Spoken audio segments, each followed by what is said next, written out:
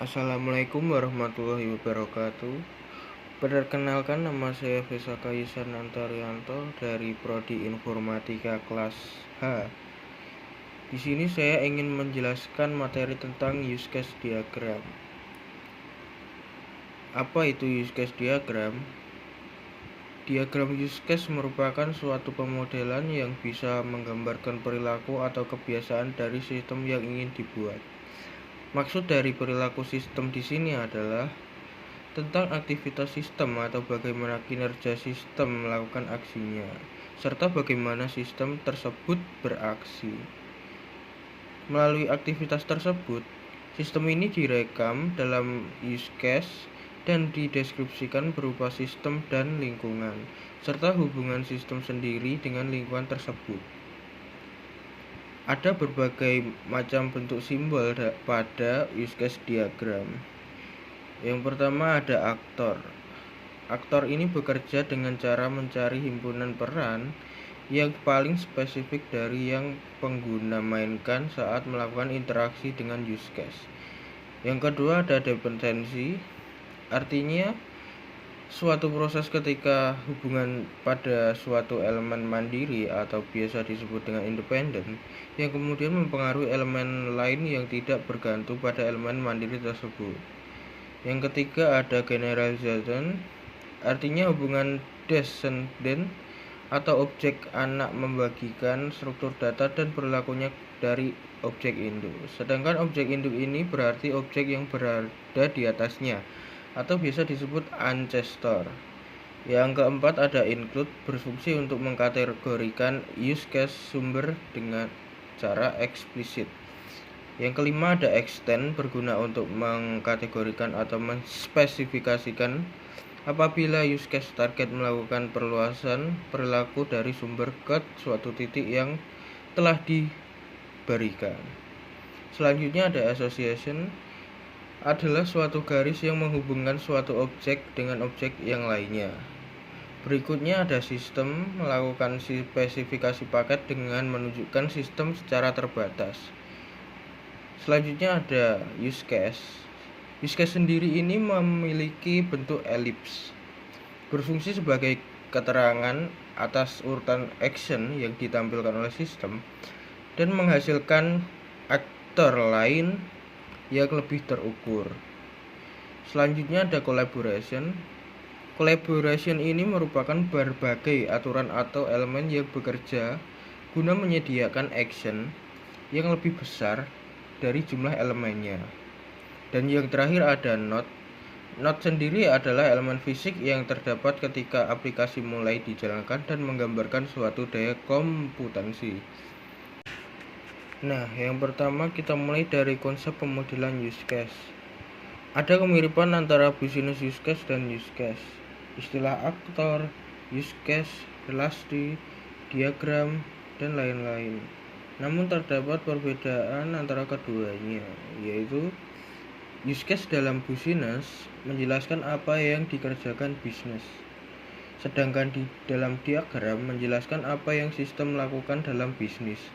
Aktor dalam bisnis lebih ke eksternal terhadap organisasi, sedangkan dalam diagram lebih ke eksternal terhadap sistem atau mungkin internal terhadap organisasi.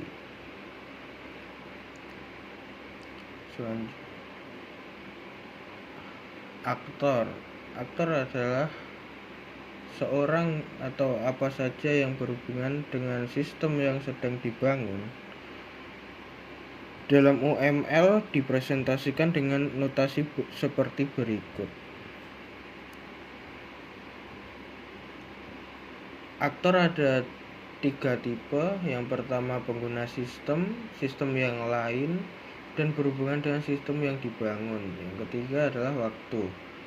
Tipe pertama, aktor secara fisik atau seorang pengguna, merupakan gambaran secara aktor fisik dan umum dan selalu ada pada setiap sistem.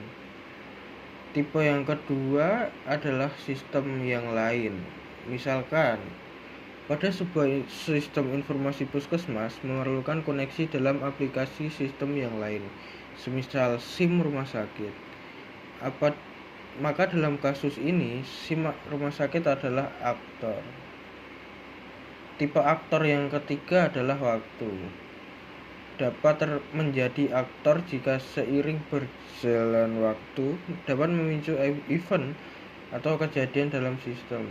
Misalkan, bagian registrasi mendata pasien yang berulang tahun hari kesehatan anak.